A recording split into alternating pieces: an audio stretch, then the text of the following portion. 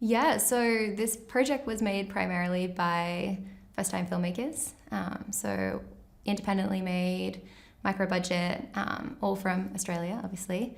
And Jim and Jack, the writers and directors, brought the very, very early script to me 3 years ago. And they had contacted an executive producer called Breathless Films, who came on to produce the film eventually. And yeah, and that's sort of how it all began. But we really were just scrappily kind of bringing it together, finding bits of money from all different places, and getting friends to come and work on the project. So it was very, very independently made. But yeah, I think that's a massive testament to our amazing cast and crew who kind of made this project with very little resources.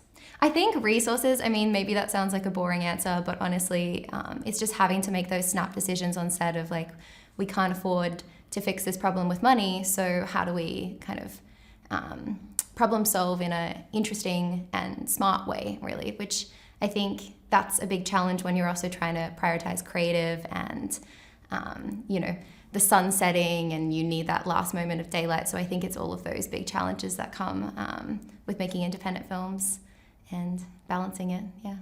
I think the way our crew kind of came together to make this film was really special for me. I mean, half of them are in the film as extras, which is, you know, you can kind of keep an eye out for that.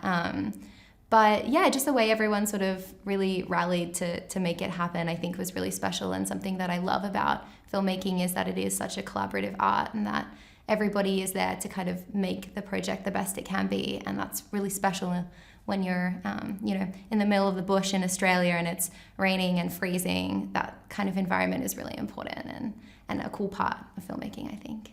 We are kind of examining masculinity as a concept, and I think that that's something that, especially in the Australian landscape, the way that sort of humor plays into that is particularly interesting. The film, even though it's very tense and uncomfortable and dark, is also incredibly funny, and watching an audience watch the film is really interesting because you sort of see people stop laughing at different points, and that kind of tension, and everyone's sort of uncomfortable that other people are laughing, but they've stopped laughing, but maybe somebody else in the audience thought it was uncomfortable that they laughed at another point. So it's sort of this interesting space where I think humor has always been used primarily by men as a way to kind of compensate for relationships where they don't want to have uncomfortable conversations or whatever it is. And we really explore that in the film in a way that I think is particularly interesting.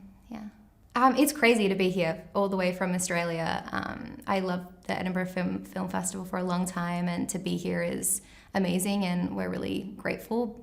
In terms of audience, I think I'm just excited to see how people respond to it, where they laugh, what they laugh at. I think every different country we've been to has had different kind of responses to that.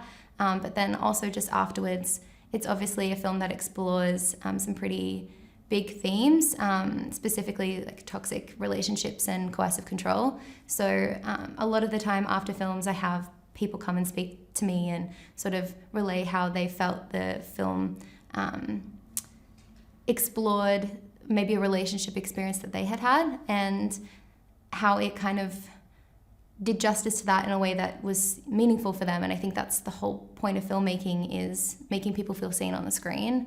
And that's really been amazing at every different festival we've been to, having people kind of respond to that. And that's such an honor to be able to bring that to life and do it with a sensitivity and justice that I think is really important, but also have people feel like they can speak to us about it because what we've shown on screen has made them feel seen.